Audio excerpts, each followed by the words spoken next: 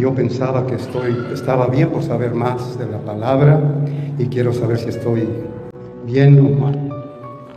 Está muy mal.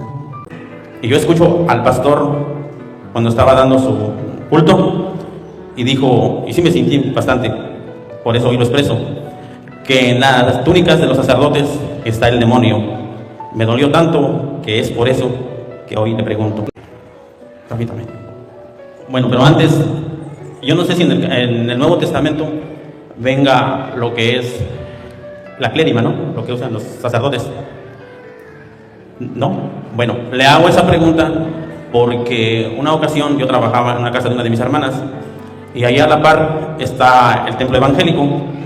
He estado leyendo. ¿Qué pasa con el alma de una persona que no se quiso confesar antes de morir y quiso ser cremado al final? No iba, no asistía a iglesia, no comulgaba, quiso ser cremado. Me decía que todos los tradicionales que celebran la misa así estaban excomulgados. Yo me quedé así como, ok, pero si el obispo también, la otra vez miré que estaba celebrando el sacramento de la confirmación en una parroquia y pues sí, como que me quedé en shock, dije, pues estamos todos viviendo una herejía o algo así. Mi pregunta es, ¿cómo puedo yo animarles a ellos a que ellos puedan entender las Sagradas Escrituras? Impresionante video. Vean la pregunta que le hacen al sacerdote Luis Toro sobre la túnica del sacerdote. Un pastor dice que la túnica era satánica, es satánica. Así escuchó este hermano decir a un pastor. Y entre otras preguntas, en esta hermosa dinámica de preguntas y respuestas, verán respuestas que nunca habían escuchado. Aprendemos juntos con el sacerdote Luis Toro. Veamos el video. ¿Está presente y quiere preguntar? ¿Alguien? ¿Hermanos separados? ¿Ninguno? Bueno, si algún católico que quiera preguntar, por este lado izquierdo puede venir a hacer preguntas, recordándole que esa pregunta que usted tiene puede ser la interrogante que tiene otras personas, y si usted hace la pregunta, puede iluminarle la mente y el corazón a esa persona a la luz de la palabra. No se quede con la pregunta, haga la fila aquí. Venga, acérquese acá. Buenas noches, Padre. Buenas noches a todos. Sí, mi nombre es Conrado Bartolomé Pérez, originario de Chiapas, del Estado de México. Tengo dos preguntas, Padre. Bueno, yo conocí a mi esposa hace 10 años, nos juntamos, pero ella no era católica y ahora ya es católica. Ella era adventista y gracias a Dios, yo la invité a la iglesia, pero yo vi en ella que ella tenía una sed. Entonces, en cuanto yo ya le vi a la iglesia católica, ella no dejó de asistir domingo tras domingo. Entonces, y ahora ya es católica. Hace 1 año y medio nos casamos y ella está muy enamorada de la Santa Iglesia Católica. Pero ella tiene varios hermanos y hermanas que aún todavía son, bueno, se dicen que son adventistas, pero no van a la iglesia. Y mi suegra también. Es mi gran anhelo que ellos algún día entiendan lo que es nuestra Santa Iglesia Católica, de que en verdad está Jesús presente en la Eucaristía. Mi pregunta es, ¿cómo puedo yo animarles a ellos a que ellos puedan entender las Sagradas Escrituras? Dos maneras. Una, orando por ellos todos los días. Y dos, predicándole aunque ellos no quieran. Aunque ellos les digan, ya cansón, dejen de fastidiar. Lo que dice Pablo. Predica la palabra a tiempo y a destiempo. Si pueden mandarle los videos que ellos lo vean, bien. No se canse de enviárselo. Si no lo ven, mala suerte. Pero el día en que usted los agarre, usted le predica. Para eso tienen que prepararse. Esa es la manera para usted hacer algo por ellos. De lo contrario, ellos nunca van a querer escuchar. Pero debe confiar en la palabra de Dios, que es una espada de doble filo que penetra hasta los tuétanos. Y es viva y eficaz. Gracias, Padre. La segunda pregunta es que yo aquí en Alabama me dedico a cortar el pasto a los americanos, pero entonces he conocido varias personas mayores ya de 80, 90, entonces, pero hay unos son católicos, pero ya no pueden asistir a la iglesia. Entonces, ¿podría yo ir a ayudarles a ellos, por ejemplo, hacer el rosario o llevar una oración? ¿O qué puedo hacer por ellos? Sí puede hacerlo, y ese es el deber del cristiano. Debe ir a visitarlo, debe ir a rezar el rosario. También puede llevar la Biblia y compartir con ellos algo. Usted puede ver un video o el Evangelio del día, usted lo puede leer Ahí tiene el padre Marco Calvi que comparte el Evangelio todos los días. Y puede compartirlo con ellos. Ese es el deber ser. Gracias, padre. Buenas noches, padre. Mi nombre es Ricardo y yo he estado visitando dos iglesias, la iglesia católica y una iglesia de no denominación, según yo, para crecer en la palabra de Dios. Y ahora mi corazón se ha llenado de tribulación. Yo pensaba que estaba bien por saber más de la palabra y quiero saber si estoy bien o mal. Está muy mal. Muy mal. En la Biblia dice la palabra del Señor en Juan, segunda carta de San Juan, capítulo 1, el versículo 9 en adelante. Primera de Juan, capítulo 1, versículo 9 en adelante, nos viene a decir dónde nosotros debemos escuchar la palabra de Dios y dónde no. No la debo escuchar en todas partes. No, usted lo va a oír de la Biblia. No, pero es que yo tengo sed de la palabra de Dios, sí. Pero si viene el diablo a aplicarle la palabra de Dios, usted no debe escucharle. Porque el diablo no le va a decir la verdad. Y hay personas que no son el diablo, pero sí el diablo les ha engañado y vienen con la Biblia engañando a los demás. Y por eso San Juan sale al paso y dice, segunda carta de San Juan, capítulo 1, versículo 9. Quien pretende avanzar más allá de la doctrina de Cristo. Usted quiere ir más allá y quiere conocer más allá, y ellos también quieren ir más allá. Quien pretende avanzar más allá de la doctrina de Cristo Y no pertenece en ella, no. Quien pretende avanzar más allá de la doctrina de Cristo y no permanece en ella. Y no permanece en ella, en el caso suyo, se está yendo a otra iglesia que no tiene la misma doctrina de Cristo. Siga. No está unido a Dios. No está unido a Dios, aunque traiga la Biblia. Siga. En cambio, quien se mantiene en dicha enseñanza, quien se mantiene en la iglesia, en la enseñanza de la iglesia, y no se va a otra enseñanza, cuenta con el Padre y con el Hijo. Ahora escuche qué pasa cuando venga de decirle, vamos a mi iglesia que es sin ninguna dominación, o a otra iglesia. Vamos a ver, escuche. Si alguien se les presenta y no lleva esa enseñanza, no lo reciban en casa ni lo saluden.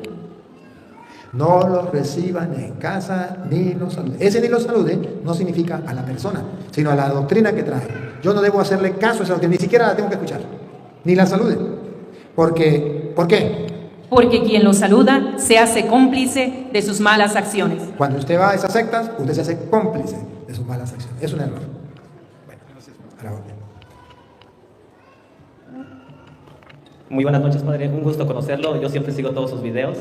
Tengo muchas preguntas. Quisiera formularlas de una en una. Mire, aquí en la diócesis hay algunas parroquias que celebran la misa tradicional o en el rito tradicional o en latín. Yo he asistido a algunas misas que hacen, incluso en la catedral. En la catedral se celebran algunas misas en latín. Y una vez estando en la parroquia, uno de los líderes me decía que todos los tradicionales que celebran la misa así estaban excomulgados. Yo me quedé así como, ok, pero si el obispo también, la otra vez mire que estaba celebrando el sacramento de la confirmación en una parroquia y pues sí, como que me quedé en shock, dije, pues estamos todos viviendo una herejía o algo así. Eso no es verdad. En la iglesia católica se puede celebrar la misa normal y se puede celebrar la misa en latín y eso no hay ningún problema.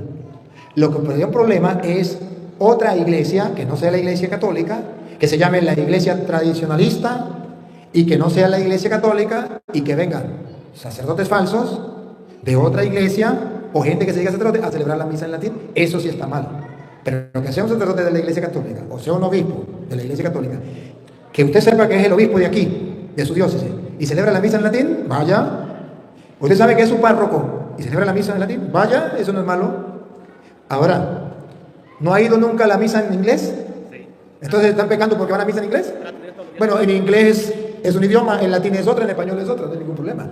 Ahora, puede celebrarse la misa en latín, claro que sí, y la iglesia lo permite. Y no hay ningún problema. El problema, lo repito, es cuando viene una secta que no es la iglesia católica y comienza a celebrar la misa en latín y está en contra del Papa, en contra de la iglesia católica. Ese sí es el gran problema. Y ya en algunos videos había visto que usted lo había aclarado esto de algunos me dicen que en el Padre Nuestro tenemos que estar así. Yo sinceramente siempre estoy así. Y algunos en mi parroquia me dicen que parezco estapita de santo, que porque en el Padre Nuestro tengo que estar con las manos. Usted tiene que responderle que la mujer del César no solamente tiene que ser casta, sino aparentarlo. El cristiano no solamente debe ser santo, también tiene que aparentarlo. La iglesia pide que vivamos la misa no como protestante, como es el protestante. Van al culto y no tienen sacerdote. La diferencia, una de las diferencias entre la iglesia católica y la iglesia protestante es que los protestantes no tienen sacerdotes. La iglesia católica tiene sacerdote. En las sectas no hay sacerdote. Ahora bien, el sacerdote es el que recibe las oraciones con las manos abiertas, las oraciones del pueblo, y representa al pueblo delante de Dios, como dice Hebreos capítulo 5, versículo 1 en adelante. El sacerdote representa al pueblo de Dios, Hebreos 1, el 5:1 en adelante. Y el sacerdote tiene las manos abiertas y el pueblo tiene las manos cerradas. Esa persona es ignorante, no sabe qué es esto. Esto no significa que hay sí un santurrón. Esto significa que mi corazón se dirige a Dios y que Dios viene a mi corazón. Y esto significa, soy sacerdote, recibo la oración del pueblo y se la elevo a Dios. Por eso el sacerdote siempre abre las manos y las cierra. El laico no tiene que estar orando así, porque para eso es el sacerdote que recibe las manos, que recibe la oración del pueblo y la eleva al Señor, y él tiene las manos abiertas. Solamente que el laico que no está formado, como un niño en la fe, hace lo que ve. Si el cura abre la mano, él abre. Si el cura la cierra, él la cierra. No, el cura hace una cosa y él hace otra. Y el sacerdote abre las manos para hacer el Padre Nuestro y él lo fiel y la cierra. Pero ellos no hacen caso sino lo que ven. El cura abre las manos, ellos también las abren. Miren como dice Hebreos 5:1. Todo sumo sacerdote es elegido entre los hombres y nombrado su representante ante Dios. Su representante ante Dios. Y por eso agarra las oraciones del pueblo y las eleva a Dios cerrando las manos. Ese es el signo.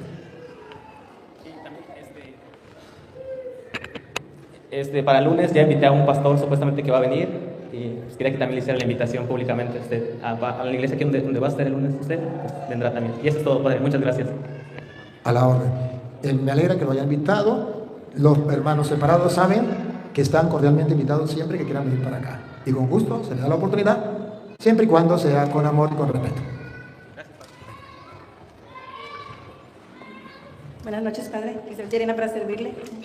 Un gusto conocerle. Mi pregunta es, ¿qué pasa con el alma de una persona que no se quiso confesar antes de morir y quiso ser cremado al final?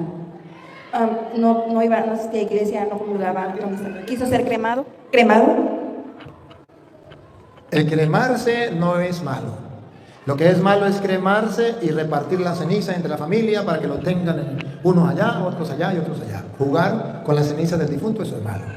Si usted lo crema y va a un lugar sagrado, no hay ningún problema. Se respeta la ceniza de esa persona. Ahora, ¿qué pasa con una persona que nunca se quiso confesar? Nada, lo que dice la Biblia. La Biblia dice, Juan 20:23, a quienes le perdonen los pecados le quedarán perdonados, los que se confiesen. A los que no se lo perdonen le quedarán sin perdonar. ¿Qué pasa con esa persona? Murió y sus pecados le quedaron sin perdonar. Murió en pecado. Escúchelo. Juan 20:23. A quienes les perdonen los pecados les quedarán perdonados. ¿Esa persona no se confesó? A quienes se los retengan les quedarán retenidos. Si no se confesó, sus pecados no le son perdonados. Así de sencillo dice la Biblia. Padre, la siguiente pregunta es, unas personas que bautizan a un menor, pero están sin casarse, ellos los bautizaron pretextando que habían tomado las clases prematrimoniales. Al final bautizaron al menor y ellos no se casaron. No se han casado, ya pasó mucho tiempo, muchos años. El que miente es pecado. Toda mentira es pecado. Y a las cosas de Dios, mentirle a Dios, pecado más grave. De Dios no se burla a nadie. Eso no es correcto. Es un pecado. Padre, buenas noches. Mi nombre es Orlando Jiménez, del estado de Hidalgo. Primero que nada, yo quiero darle gracias a Dios y a la Santísima Virgen por enviarnos un verdadero profeta de la palabra. Y también quiero decirle que sin invitarlo, usted ya fue a predicar a Hidalgo. Ahorita le muestro. ¿Qué? Sin invitarlo, ya fue a predicar. Que sin invitarme ya fui a predicar a Hidalgo. A ver. Hidalgo es Estado de México. Bueno, es Ah, yo, mientras lo busca, yo estoy muy feliz de haber conocido México y saber que hay raíces profundas en los mexicanos, pero raíces bien profundas de la fe cristiana. Y esas raíces de los mexicanos, créanme que van a transformar el mundo, especialmente a Estados Unidos, porque la fe de Estados Unidos se va a extender por los mexicanos.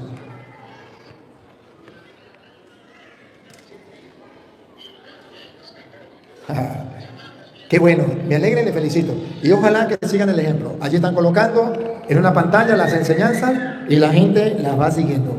Eso debería hacerse en todas las comunidades y aquellos que quieran. Yo recuerdo a un misionero que lo admiro, un misionero del campo. ¿Sabe qué hacía? Se tiraba al hombro un televisor en ese campo. Agarraba un parlante y agarraba las enseñanzas, iba, caminaba bastante hasta llegar a la comunidad, ponía el televisor, invitaba a la gente y vamos a estudiar la Biblia. Todos los, creo que eran los martes o no sé qué día era que él le enseñaba. Y así fue formando a la comunidad, donde no llegaban sacerdotes, pero él lo iba haciendo.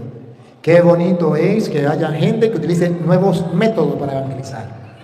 Y se puede hacer en la parroquia. Ahí hay muchos videos que ustedes pueden estudiar en las comunidades. Lo que falta es gente que tenga la iniciativa y que tenga la valentía de luchar contra corriente y de ir sembrando la semilla de Dios en medio del pueblo. Gracias por favor. También me gustaría que le contestara a una de mis hermanas que es protestante. Yo fui a visitarla y ofendió a mi crucifijo. Pero aquí tengo a Gálatas 3, versículo 1. Me gustaría que usted se los leyera y no nada más para ella, para todos. A ver qué dice. Bueno, vamos a leer Gálatas 3, 1. Gálatas insensatos. ¿Cómo dice la suya? Búsquela a ver cómo dice la suya. Porque hay una que a mí me gusta cómo dice. ¿Es esa? A ver, lea esta, ¿cómo dice esa? Lea esta, a ver cómo dice aquí. Ahí, ¿cómo dice? Oh, Gálatas, insensatos. De aquí de esta. A mí me gusta esta traducción. Creo que es esta. Más clara. Oh. Gálatas estúpidos. ¿Qué? Esa más criolla. Más criolla. ¿Otra vez? Gálatas estúpidos. Y escuchen lo que viene. ¿Por qué les dice estúpidos? ¿Cómo se han dejado hipnotizar? ¿Cómo se han dejado engañar por los protestantes, lavar el cerebro, hipnotizar?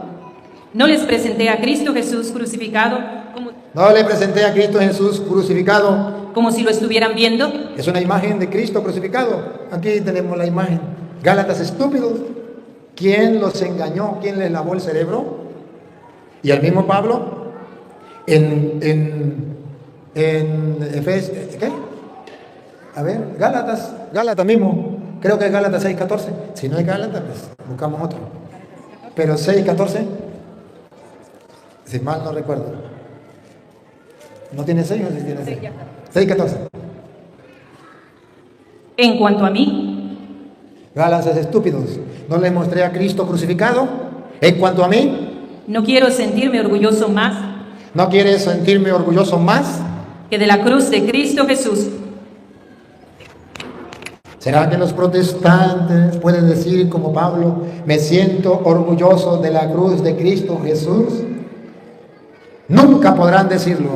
Solo los cristianos que creemos en la Biblia podemos decir, me siento orgulloso de la cruz de Cristo.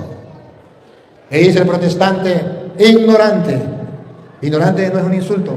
Ignorante es que no conoce, que no tiene conocimiento en un tema. Y todos somos ignorantes en algo.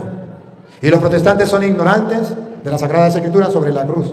Y dice, es que cuando usted se hace la cruz, está llamando a la muerte. El católico debe reírse del protestante.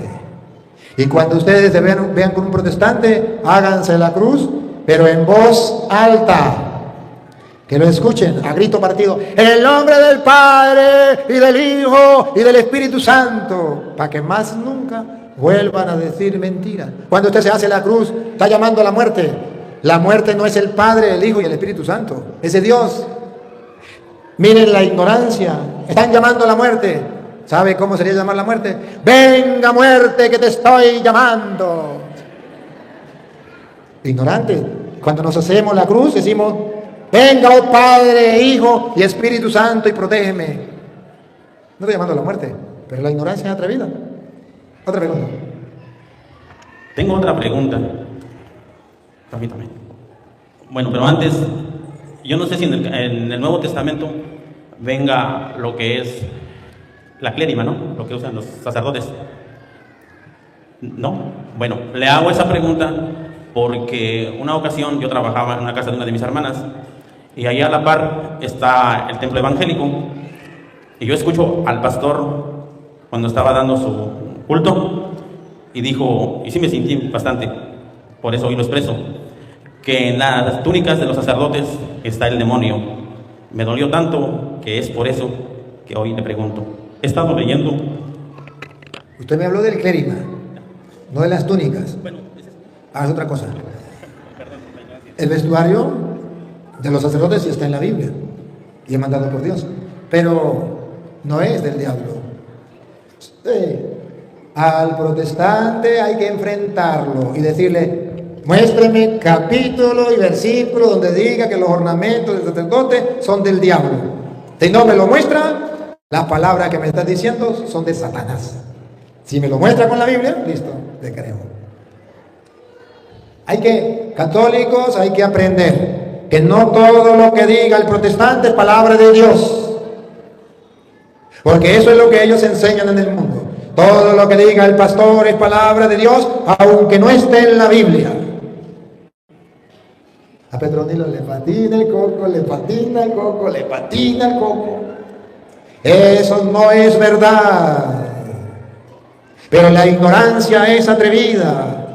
Lo que diga el cura, aunque esté en la Biblia, eso es satánico. Lo que diga el pastor, aunque no esté en la Biblia, eso es palabra de Dios. ¿Cómo le lavan el cerebro? ¿Cómo los engañan? ¿Cómo les mienten? ¿Por qué no vienen protestantes y me muestran a mí con la Biblia todas las mentiras que dice? Vengan, los estoy esperando. Vengan. El que venga, lo atiendo. Y el mundo ha de saber que es así, porque no me niego a atender a ninguno. Porque yo estoy dispuesto a que la verdad reluzca en el mundo entero. Y que ya se le ponga un parado a los mentirosos. ¿Y quién es mentiroso? Aquel que no puede comprobar con la Biblia lo que dice. Y engaña a la gente. Y trae doctrinas diabólicas. No me diga mentiroso, pues no diga mentiras. Y para que no diga mentiras me lo comprueba con la Biblia. Yo cuando le digo que el gato es blanco, tengo pruebas. Tengo los pelos del gato en la mano. Hagan lo mismo. Pero a mí no me vengan con el, ay, que lo dijo el pastor, entonces palabra de Dios. Vaya otro con esa tontería. Ya basta. Ya llegó el momento de que el mundo deje la tontería de estar creyendo que lo que dice el pastor es palabra de Dios. A otro con ese cuento. Me lo muestra con la Biblia. Bueno, para resumir, padre, estoy haciendo esto porque me duele cuando usted implora al mundo que lo ayudemos. Por esa razón yo me atreví hoy a venir. Y pues quiero hacer las cosas bien. Y por último, me gustaría saber si una persona que vive en concubinato puede predicar la palabra de Dios. Predicar sí, porque está escrito en Mateo 23:1 en adelante. Está escrito que sí puede predicar. Pero, ¿qué dice la Biblia? ¿Qué dice la Biblia? Mateo 23:1. 23 que está después del 22 y antes del 24. Entonces Jesús, dirigiéndose a la multitud y a sus discípulos, dijo: Vamos a ver qué dijo, si podían predicar o no. En la cátedra de Moisés se han sentado los letrados y los fariseos. Hay letrados y fariseos que se sientan a enseñar en el lugar de los ministros de Dios, de Moisés. Y escuchen lo que dice. Ustedes hagan y cumplan lo que ellos digan. Hagan y cumplan lo que ellos digan. Pero no los imiten. Pero no los imiten. ¿Por qué? Porque dicen y no hacen. Si hay fariseos dentro de la iglesia que se dedican a predicar, pero no le hacen caso a la palabra de Dios. Hagan lo que ellos dicen, pero no hagan lo que ellos hacen. No es lo correcto. Lo correcto sería que dieran ejemplo. tratará de dar ejemplo. Oye, ciertamente, queridos hermanos, todos tenemos errores y ninguno de ustedes ni yo somos dignos de ir a predicar el Evangelio de Cristo y de servirle al Señor. Ninguno. Pero una cosa es cierta, que el Señor sabe que somos pecadores y ve la intención del corazón y ve la lucha de cada uno. Pero una persona que viva rejuntada, ¿dónde está la lucha por cambiar? Lleva 10 años, lleva 5 años, lleva 20 años así. ¿Y cuándo se va a casar? Nunca. ¿Sabe cómo va a morir esa persona? Como viva. ¿Cómo vive? Arrejuntado. ¿Cómo va a morir? Arrejuntado.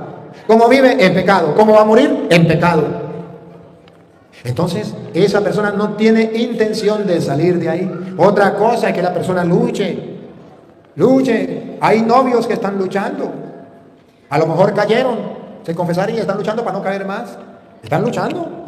Y si algún día vuelven a caer, pues se vuelven a confesar. Están en la lucha, pero están haciendo algo. Mientras que la rejuntada, ¿qué voy a luchar? Yo no me caso ni amarrado. Y no me separo porque la amo como si la hubiese parido. Pero ¿saben que está fallándole a Dios? Sí, pero eso no me importa. Dios tendrá que tener misericordia de mí. Ahí está el problema. Hasta luego, Padre. Que Dios los bendiga donde quiera que vaya. Gracias.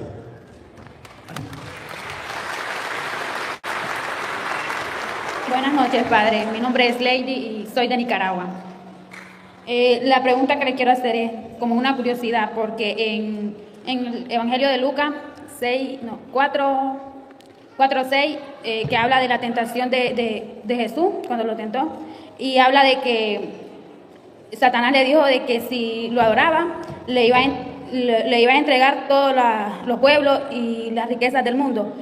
Y dice ahí también que le fueron entregadas a él. Entonces quiero saber si es una mentira de Satanás o quién se la entregó. No, la verdad es que las riquezas de este mundo las ha agarrado Satanás para apartar a la gente de Dios.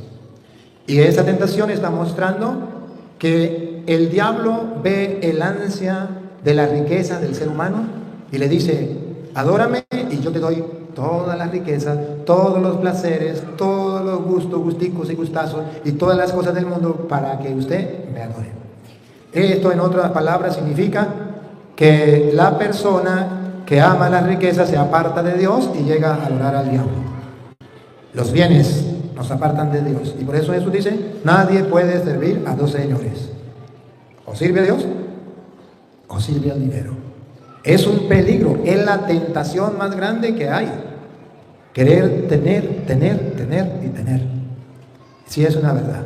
Cuando el diablo dice que eso le pertenece, es verdad, porque usted ve que la gente que quiere dinero se aparta de Dios y busca al diablo. Y los que hacen pacto con el diablo, económicamente les va muy bien. La mayoría de cantantes de música rock, de no sé qué, de todas esas cosas, hacen pacto con el diablo. Y económicamente les va muy bien, pero pierden su alma. Por eso Jesús dice de que les sirve ganar el mundo entero si pierde su alma. Sí, el diablo se ha apoderado de las riquezas de la tierra para engañar a la gente, deslumbrarlo con supuestas felicidades pasajeras que no son verdaderas. Bueno, muchas gracias, y solo esa era la pregunta que le tenía. Pase buenas noches y si me puede dar su bendición. Dios te bendiga y te conceda lo que tu buen corazón desea. Buenas noches, Padre. Es un gusto conocerlo y quiero pedirle perdón porque hace 8 meses usted no me caía muy bien, que diga. Y pues, gracias, porque estaba confundido, ¿verdad?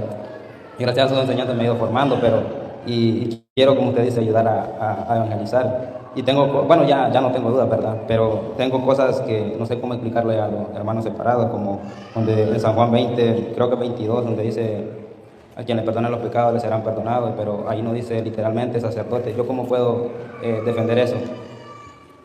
Porque en la Biblia dice que solo el sacerdote, Levítico 16:32, el sacerdote de manos ungidas ha sido puesto por Dios para hacer la expiación de los pecados del pueblo. Levítico 16:32. Hebreo capítulo 5 versículo 1 dice que el sacerdote ha sido constituido por Dios para ofrecer dones y sacrificios por los pecados. Vamos a ver primero Levítico. ¿Lo tiene alguno? Y si usted quiere más, Levítico 5:5. Si una persona ha pecado, vaya al sacerdote y confiesa sus pecados y será perdonado. El mismo Jesucristo le dice a los leprosos, a los 10 leprosos, Señor, ten misericordia de nosotros, vaya, preséntese al sacerdote. Y van de camino, quedaron curados. La Biblia lo presenta. La expiación será realizada por el sacerdote ungido que ha sucedido a su padre en las funciones sacerdotales. Será hecha la expiación por el sacerdote de manos ungidas.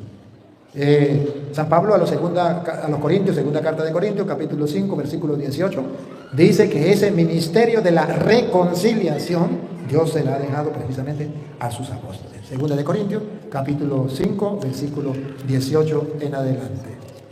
Entonces, de modo que sí podemos mostrar en la Biblia que fue Cristo que le dio a sus apóstoles ese poder de perdonar pecados. Y todo es obra de Dios, que nos reconcilió con Él por medio de Cristo y nos encomendó el misterio de la reconciliación. Ministerio de la reconciliación. Es un ministerio. Dios nos lo encomendó. Y el versículo 20. Somos embajadores de Cristo. Ahí está claro. Para que lo quiera creer, ahí está. No, yo lo creo, para quitar. Y tengo otra pregunta sobre lo... Bueno, usted enseña de que el sumo sacerdocio se terminó con la muerte de Cristo, algo así. No, perdón, nomás corríjame. O sea, el sumo sacerdocio ya no existe, ¿verdad? En el Nuevo Testamento. El sumo sacerdote es uno que es Cristo ya, ¿verdad? Bueno, en el Nuevo Testamento ya no existe el sumo sacerdocio, ¿verdad? El sumo sacerdote. Porque antes... El sumo sacerdote en el Nuevo Testamento existe y es Cristo.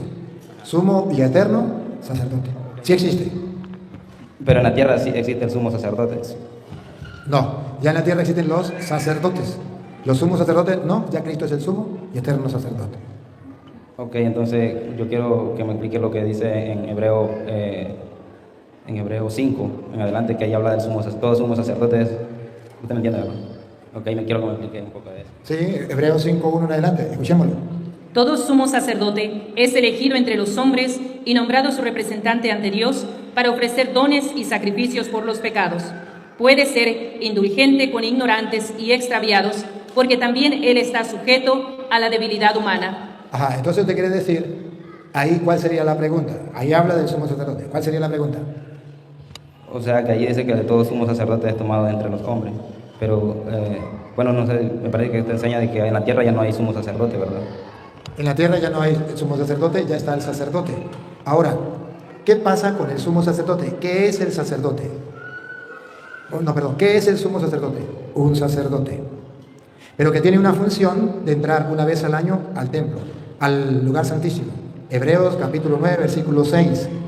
Existe el sacerdote y el sumo sacerdote. ¿Qué es el sumo sacerdote? Un sacerdote, pero que tiene la potestad de entrar en el lugar santísimo. Ya Cristo entró, ya no hay más sumo sacerdote, pero sí quedan sacerdotes. Hebreos 9, 6. Una vez instalado todo, los sacerdotes entran continuamente. Los sacerdotes, no los sumos sacerdotes. Los sacerdotes entran continuamente, todos los días, en el primer recinto para oficiar allí. En el primer recinto entran los sacerdotes. Ese primer recinto simboliza ya en el Nuevo Testamento la tierra, lo que es la tierra. El otro recinto, el lugar santísimo, simboliza el cielo donde está Cristo. En el segundo entra solo el sumo sacerdote una vez al año. Entonces los sacerdotes estaba figurado en la primera parte, en el lugar santo, que representa la tierra. Ahí están los sacerdotes todos los días. Pero el sumo sacerdote que entraba una vez al año es Cristo. Y ya Él es el sumo y eterno sacerdote, de modo que los sumos y eternos sacerdotes no existen, solamente Cristo. Pero sí existen los sacerdotes. El sumo y eterno sacerdote es el que recibía el culto que hacían los sacerdotes y Él lo dirigía a Dios. Los sacerdotes lo hacían todos los días. El sumo sacerdote resumía una vez al año todo el culto de todos los sacerdotes de todos los días de todo el año y lo ofrecía una vez a Dios. Cristo es el sumo y eterno sacerdote, recibe las oraciones de todos los sacerdotes de todo el mundo, de todos los tiempos, y lo presenta a Dios en el Santísimo, que es el cielo. Me gustaría que, bueno, nos enseñe a cuánto tiempo es recomendable orar o a qué horas y eso. La hora depende de que usted tenga tiempo. La hora, pero el tiempo lo dice Jesús, Mateo capítulo 26, versículo 40 en adelante. Jesucristo nos dice ¿qué tiempo debemos orar? Mateo 26, 40 en adelante. ¿Cuánto tiempo? Dice Jesús, lo mínimo que tenemos que orar. Y ya si lo dice Jesús, cualquier persona puede decir todo lo contrario y se le respeta. Volvió a donde estaban los discípulos, los encontró dormidos y dijo a Pedro: ¿será posible que no han sido capaces de estar despiertos 1 hora conmigo? ¿Cómo es posible que un cristiano pase todo el día y que no pueda ni siquiera 1 hora de estar con Cristo? ¿Cómo se entiende ese cristiano? Entonces la Biblia dice que mínimo 1 hora. Y es en serio.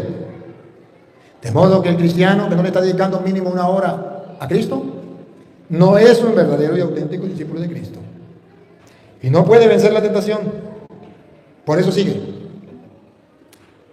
Estén atentos y oren para no caer en la tentación. Ahí está claro. Mínimo 1 hora. Muchas gracias y fue un gusto estar aquí. Gracias. Quiero su bendición también. Que Dios de los cielos, a quien sirvo como sacerdote, te bendiga, te conceda dicha, salud y bienestar, en nombre del Padre, del Hijo y del Espíritu Santo. Amén. Y bueno, yo sé que hay personas que no le caigo bien, aquí este hermano es el ejemplo, pero como Dios después le va mostrando que le duele es porque le meto el dedo en la llaga. Y lo bueno es que hay ejemplo, hay un ejemplo aquí en este hermano, de que esas personas que hoy me odian, mañana pueden recapacitar. Por eso yo no le tengo rabia a los que me odian. Por eso si ellos me maldicen, yo los bendigo. Por eso si ellos me insultan, pregúnteme si me importa. No es culpa de ellos. Ellos verán cómo se le arreglan con Dios. Padre, buenas noches. Y me da gusto verlo conocido aquí en persona. Mi pregunta es si los niños que no han hecho su primera comunión pueden ser monaguillos. Y si también las personas que no están casadas o no están en gracia con Dios pueden también servir en la iglesia. Los niños para ser monaguillos deben recibir formación. Aunque no hayan hecho la primera comunión, deben recibir formación para ser monaguillos. Lo que no es correcto es montar a un niño allí a que sea monaguillo y no decirle las cosas, no enseñarlo. Eso no es correcto. Preferiblemente que haya hecho la primera comunión para que sepa lo que hace. Pero si no lo ha hecho, no hay problema. Ahora, las personas que no están viviendo como casados, sí pueden servir en la iglesia, pero no como ministros extraordinarios, no como lectores, no. Pueden servir en la iglesia recibiendo a la gente en la puerta, buenos días, bienvenido, eso es un servicio. Se les agradece apagar el celular a todas las personas, eso es un servicio. Barrer la iglesia es un servicio. Arreglar las bancas es un servicio. Lavarle las sotanas al cura es un servicio. Lavar los baños de la iglesia es un servicio. O sea, depende de lo que entienda por servicio. Pero realmente en el servicio de la lectura de la palabra, en el servicio del ministerio de ser ministro extraordinario, llevar la comunión a los enfermos, no debería ser. Eso se le deja a aquellos que están tratando de vivir el evangelio más de cerca. Si por ejemplo es una catequista o da clases para matrimonial, ¿cómo puedes decirle, y si el sacerdote lo sabe? Sí es un problema. Sí es un problema y por eso no avanzamos, niña. Por eso usted ve cómo está estancada la iglesia. Por esos errores. Se estanca. ¿Quién se va a animar? Alguien decía que no solamente... ¿Cómo es? Que las palabras mueven y los ejemplos arrastran. Sí. Y ciertamente que en la iglesia los curas conformistas no les importa que la gente crezca o no crezca. Ay, con tal que haya bastante gente, eso es lo que importa. Con tal que haya bastante gente. Y ese no es el pensar de Jesús. El pensar de Jesús es distinto. El pensar de Jesús es que, aunque sea poco, pero que busquen la salvación. Que debemos estar claros. O fríos o calientes. Los tibios, los bonitos de mi boca. Y para eso está el sacerdote, para hacerle ver a la gente que está en un error y ayudarle a corregir. Y es una manera de motivar a la gente a actuar en el bien. Pero si nosotros dejamos a la gente que se quede dormido en el pecado, está mal. Muchas gracias, Padre. ¿Me puede dar la bendición? Que Dios de los cielos te bendiga y te bendiga a toda su familia. Buenas noches, Padre. Tengo dos preguntas y la primera es si para confesarse uno tiene que estar arrepentido de sus pecados, de sentir dolor, de estar consciente de eso. ¿Qué pasa con una persona que tiene la enfermedad de Alzheimer, que no se acuerda de las cosas, no está consciente, es como un bebé? Santiago capítulo 5, versículo 16, 5, 16, nos da una respuesta a ese interrogante. Solamente con ellos, no se levante más, usted es la última, ¿escuchó? Usted es la última. Después de usted más nadie. Ajá. Santiago 5, 16 nos dice que hay una alternativa para esa persona. Confiesen unos a otros. Del 13 en adelante, 13. Si alguno de ustedes sufre, que ore. Si está contento, que cante alabanzas. Si uno de ustedes cae enfermo, ahí está la pregunta suya. Cae enfermo, no dice qué enfermedad, pero cae enfermo. Que llame a los ancianos de la comunidad para que recen por él y lo unjan con aceite, invocando el nombre del Señor. La oración hecha con fe, la oración del presbítero de la iglesia hecha por fe, sanará al enfermo y el Señor lo hará levantarse. Y si ha cometido pecados, se le perdonarán. Se le perdonarán pecados. Porque esa persona, si cuando se enfermó, tenía rectitud y costumbre de confesarse, Dios le perdona. La segunda pregunta es si podemos comunicarnos con los que han partido de este mundo, y cómo saber si estamos comunicándonos con su espíritu. Depende. Nosotros a través de la oración podemos comunicarnos con Dios y podemos dirigirnos a alguien que haya muerto. Pero si se refiere a comunicarnos con las almas del purgatorio para que me cuiden la casa, y vamos a comunicarme con Petronilo para que me diga qué va a pasar en el futuro, es decir, los espiritistas es un pecado mortal. Sí podemos nosotros orar, y a través de la oración podemos entrar en contacto con el más allá, con Dios, y podemos pedirle a Dios y a los santos que rueguen por nosotros. Por ejemplo, como mis padres ya fallecieron, yo a veces me pongo a recordarlos y como que entro en una comunicación con ellos, pero no sé si esté bien. No, eso sí está bien. Eso sí está bien que usted le hable a ellos, una manera de mantener la conciencia de que ellos están vivos. Y ciertamente ellos le escuchan. Ciertamente que le escuchan y ruegan a Dios por nosotros. Gracias, Padre, que Dios lo bendiga. Buenas noches, Padre Eduardo Luis Toro. Se me hizo conocerlo después de seguirlo 3 años. Nada más quería decirle si usted podría aclararle, más que todo al pueblo mexicano, ¿verdad?, que se ha metido dentro de la iglesia las falsas doctrinas como la de prender una vela a la Santa Muerte. Me gustaría que se los explicara, Padre, con toda la sabiduría que usted tiene. Sí, ciertamente la Biblia nos muestra que eso es un gran error.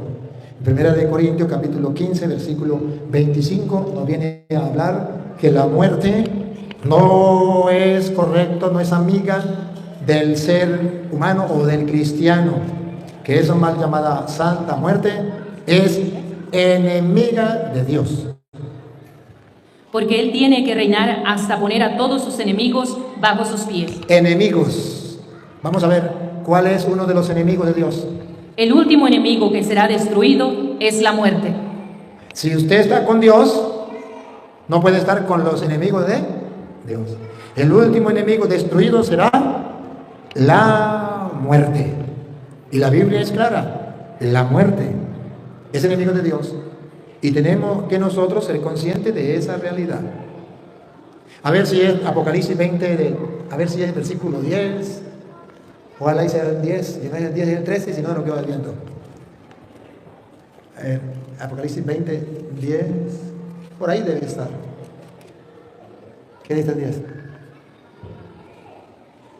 El diablo, que los había engañado, fue arrojado al pozo de fuego y azufre, con la fiera y el falso profeta. Allí serán atormentados día y noche por los siglos de los siglos. Vi un trono grande y blanco. Está leyendo el 10, el 13. El mar devolvió sus muertos, muerte y abismo devolvieron sus muertos, y cada uno fue juzgado según sus obras. Muerte y abismo fueron arrojados al pozo de fuego. Muerte, miren la muerte, otra vez. Muerte y abismo fueron arrojados al pozo de fuego. La muerte, la enemiga de Dios, fue arrojado al lago de fuego. O sea, en castellano, ¿qué es la muerte? Satanás, poder de la muerte. Y nosotros, los cristianos, tenemos que decidir, ¿con Dios o contra Dios? Los que están en contra de Dios, enemigos de Dios. Y el último enemigo, la muerte. Será destruida, será mandada al lago de fuego. Y todos aquellos que la siguieron. Y todos aquellos que en ella creyeron, que le pidieron, que la adoraron como si fuera Dios. La segunda pregunta, Padre, me gustaría que explicara el cuarto misterio que se reza en el rosario de los gloriosos. La ascensión, la ascensión de la Virgen. Asunción, sí, perdón, la asunción de la Virgen María a los cielos. La homilía de anoche se llama la fiesta ayer de la Asunción, ahí está explicado. Sí, la homilía de anoche, usted puede ver en YouTube, está explicado con todos los capítulos y los versículos, y la gente que lo quiera buscar, busca Padre Luis Toro, Asunción de la Virgen, y ahí está explicado por qué fue asunta al cielo, y en resumen, en Apocalipsis 12:14, dice, y a la mujer se le dieron las dos alas del águila grande para volar al lugar que Dios tenía preparado. Y ahí está la asunción. Ok, Padre, gracias, y pues le pido al Señor noche a noche que le siga dando luz, fuerza y salud para que siga evangelizando no solamente de cuerpo presente, sino a través de todas las redes sociales. Quiero agradecerles desde El Salvador.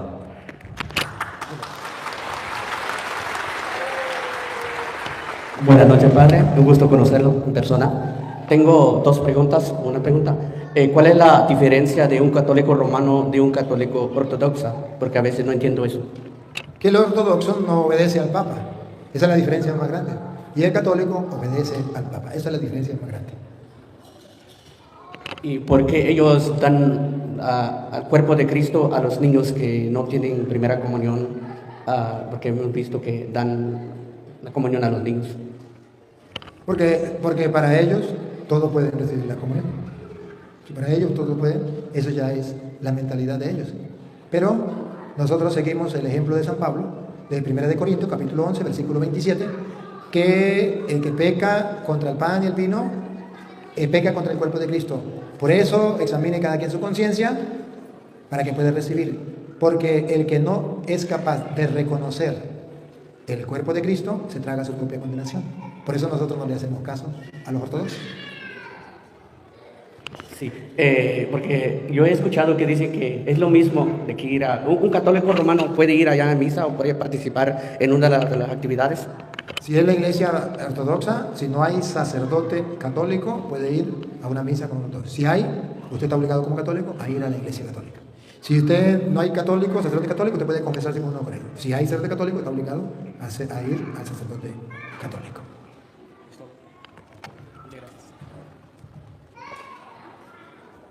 Buenas noches, tengo dos preguntas. La primera es, hay personas que por el simple hecho de pertenecer a un grupo de oración hacen imposición de manos. ¿Quiénes están autorizados por la Iglesia Católica para la imposición de manos? La Iglesia Católica ahorita está dando la orden y debemos cumplir de que no impongan manos. ¿Por qué?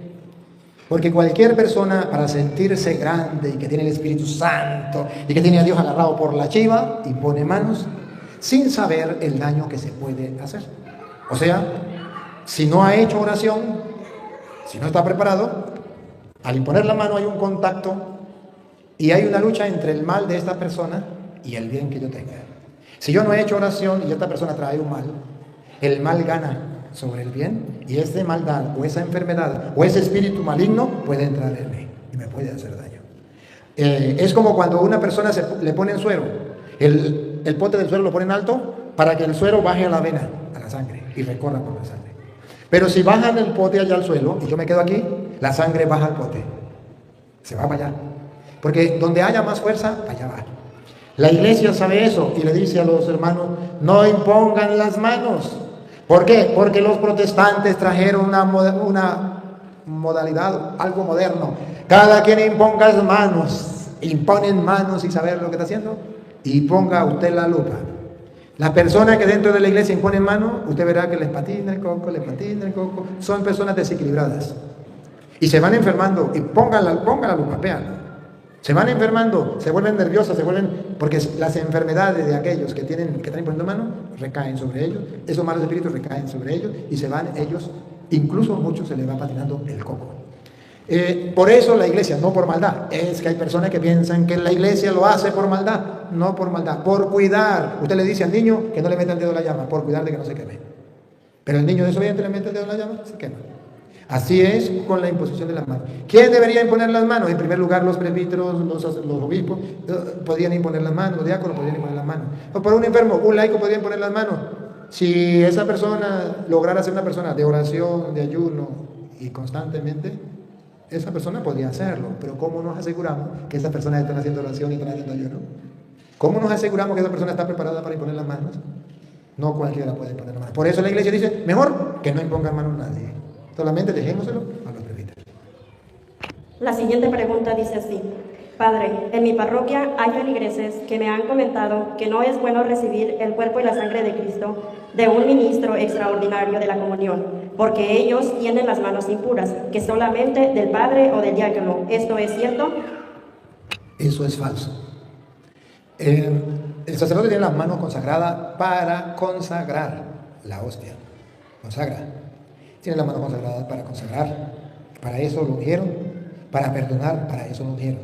El diácono está consagrado para servir en el altar, para prestar su ministerio en el altar. Pero no está consagrado para consagrar y para confesar. El ministro extraordinario no está consagrado para consagrar.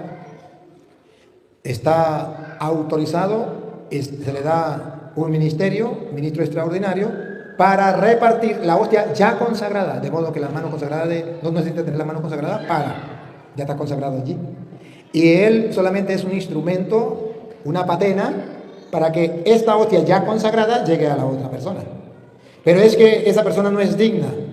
Ni el cura ni el papa es digno de tener a Cristo en su mano. Nadie es digno.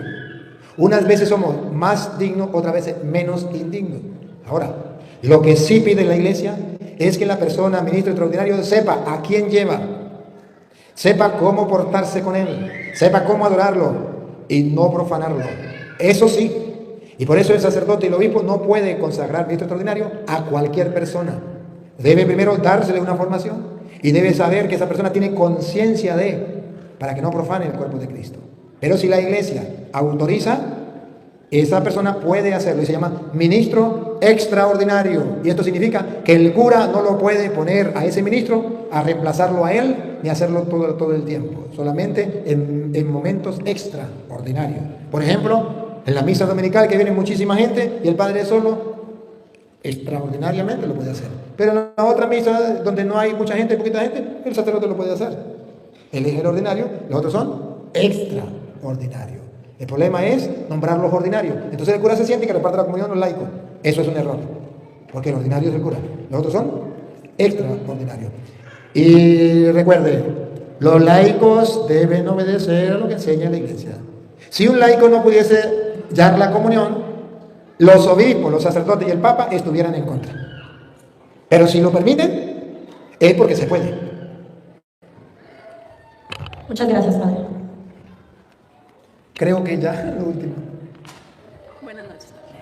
Buenas noches. Padre, mi pregunta es, aunque ya la habían hecho, pero yo quisiera más directa que me contestara. Cuando una pareja que está sin casar puede bautizar. ¿Puede bautizar significa ser padrino? ¿Me quiere decir usted eso? Puede, pero no debe. No debe. ¿Qué es el padrino? El padrino es alguien que se busca para que apadrine. O sea, usted no se da cuenta que a veces busca a alguien, le molesta a usted y usted no es capaz de pelear con esa persona, busque a alguien que lo apadrine. Anda apadrinada. O sea, a alguien que tiene cómo defenderla. Si no tiene cómo defenderle, ¿cómo le va a apadrinar? Usted va a un negocio y le piden un fiador a alguien que lo apadrine. Y si usted no tiene cómo va a apadrinar, usted va a apadrinar un niño. ¿Usted está viviendo los sacramentos? No, ¿cómo lo va a apadrinar? Vete para allá y yo bautizo al niño sin padrino. ¿Para qué los bautizo? ¿Por qué los padrinos? Porque resulta que papá y mamá puede ser que estén viviendo en concubinato, rejuntados. ¿Cómo le cambiamos el papá y la mamá al niño? No podemos. El niño no tiene la culpa, vamos a bautizarlo. Pero vamos a buscar a alguien que sí tenga ejemplo. Vamos a buscar padrinos. Y vienen los padrinos y tampoco tienen ejemplo. Bauticémoslo con puro papá y mamá. Pero es un error, porque para apadrinar debe tener cómo apadrinar a esa persona. Y en este caso sería el ejemplo.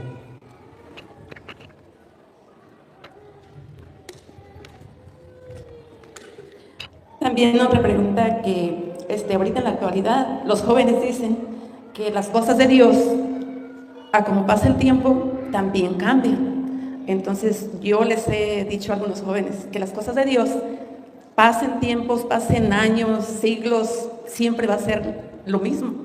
Entonces me dicen que es porque las personas mayores no cambian porque pues ya son mayor de edad. Yo quisiera que por favor les explicara. Los mandatos de Dios, la doctrina de Dios no cambia. Y pasará el tiempo y nunca cambiará. El Señor nos ha dejado eso. Puede ser que cambien las personas y que las personas quieran cambiar la doctrina de Cristo, pero eso no se cambia. Cuando Cristo dijo, por ejemplo, el matrimonio, esa doctrina nunca va a cambiar. Puede ser que vengan gente que no se case, pero la doctrina queda. Y eso nunca va a cambiar. Matrimonio, un hombre y una mujer. Puede ser que vengan muchos y se casen hombre con hombre y mujer con mujer, pero la doctrina no cambiará. Cambia la persona. No hace caso, pero las cosas de Dios permanecen.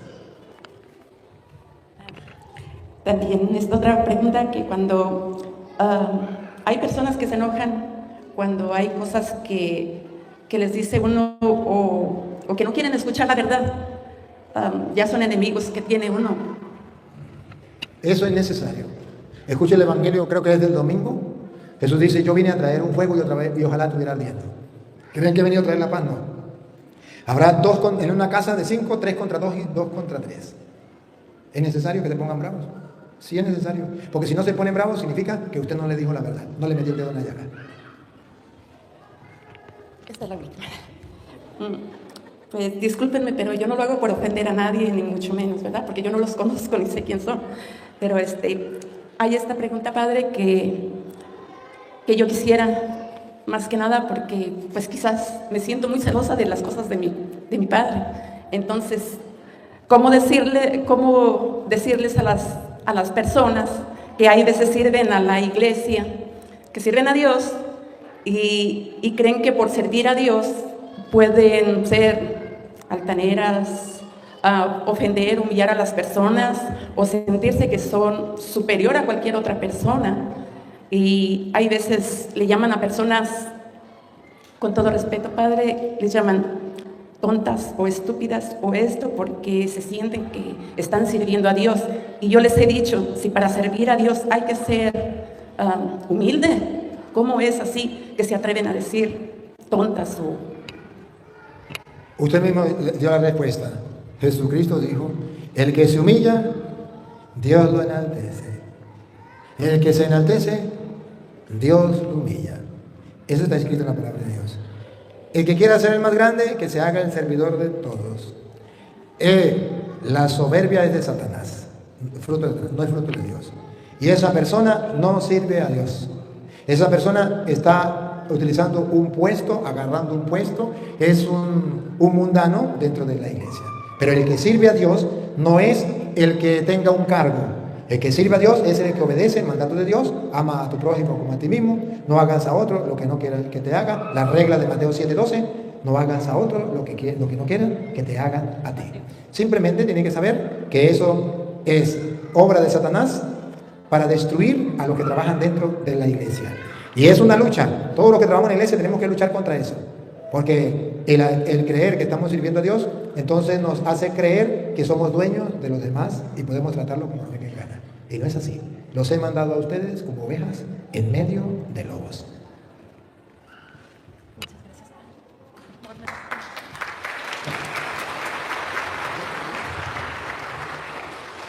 Padre, buenas noches.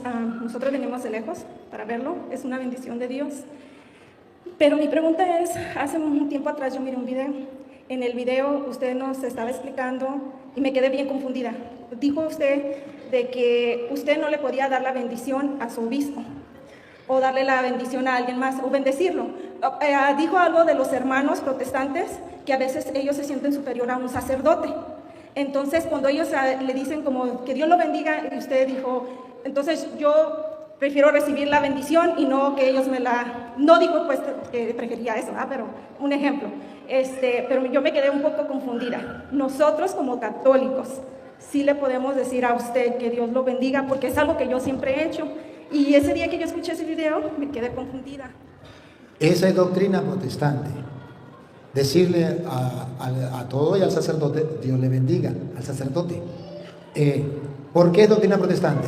Porque el sacerdote ha sido ungido y consagrado para bendecir al pueblo. Como el protestante no cree en el sacerdocio, entonces dice, yo no voy a dejar que el cura me bendiga. Antes de que él me bendiga, yo lo bendigo a él. Eso es doctrina protestante. La doctrina católica es que nosotros podemos bendecir. Los laicos pueden bendecir. ¿Acaso el hijo no le pide la bendición a la mamá y no lo bendice? Claro que sí. Y entre ustedes mismos dicen, Dios te bendiga, hermano. Claro que sí. Pero la doctrina católica dice, el sacerdote ha sido consagrado para bendecir. ¿Usted quiere recibir la bendición de Dios por el sacerdote? ¿Cómo la recibe? ¿Diciendo Dios te bendiga o decirle bendición Padre? ¿Cómo recibe la bendición? Cuando usted dice bendición Padre. Cuando usted dice Dios te bendiga Padre, usted protestantemente está rechazando la bendición del sacerdote. Ahora, si usted me dice a mí Dios te bendiga Padre, yo no pierdo esa bendición, yo la recibo. Solamente digo, no sabe lo que se perdió. No sabe lo que se perdió. Tenía un tesoro, tenía un regalo para darle y no lo quiso. No hay ningún problema.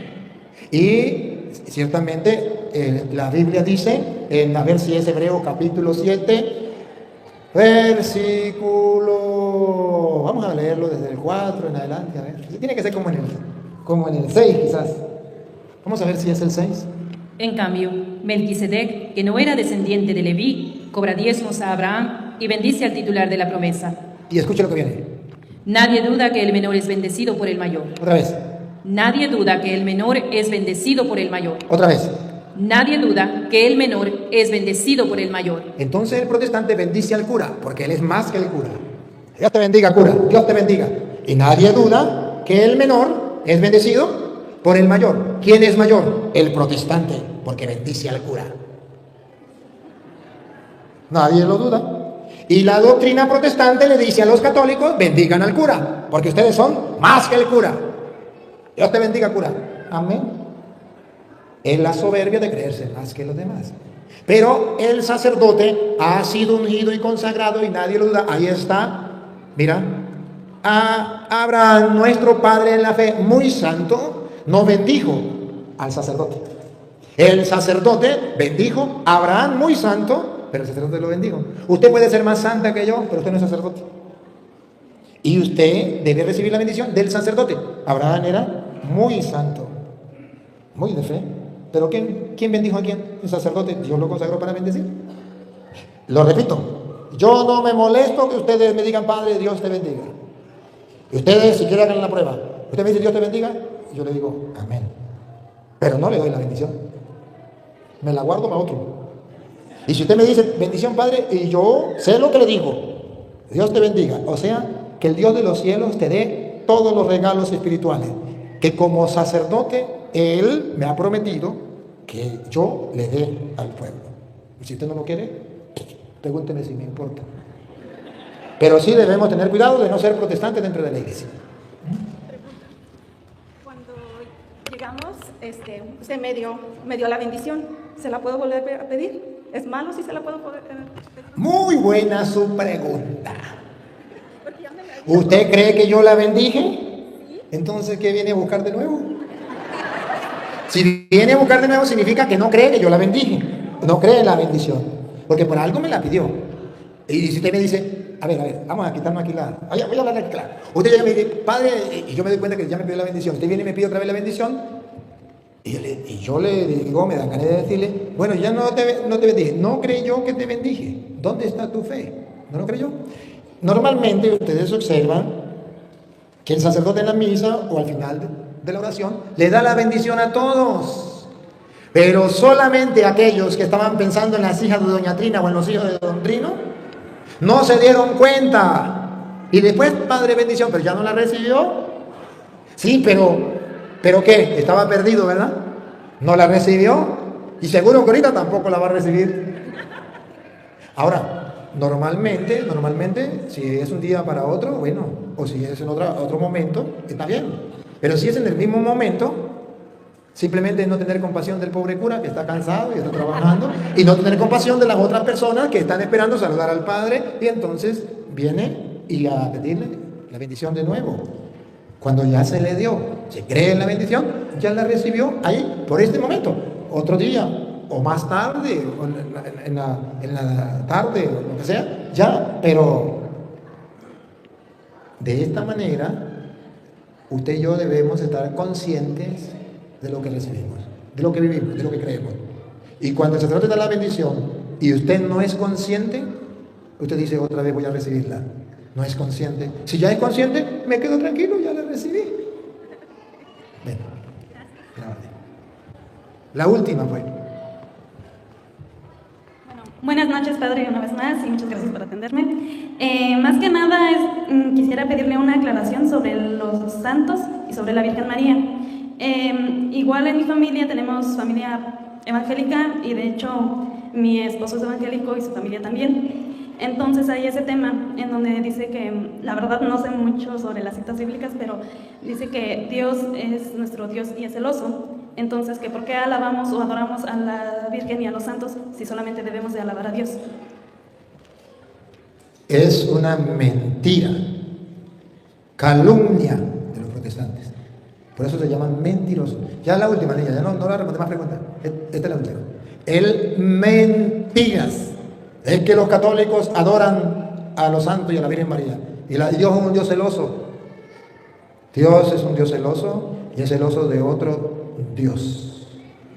Y para nosotros María no es otro Dios. Los santos no son otros dioses.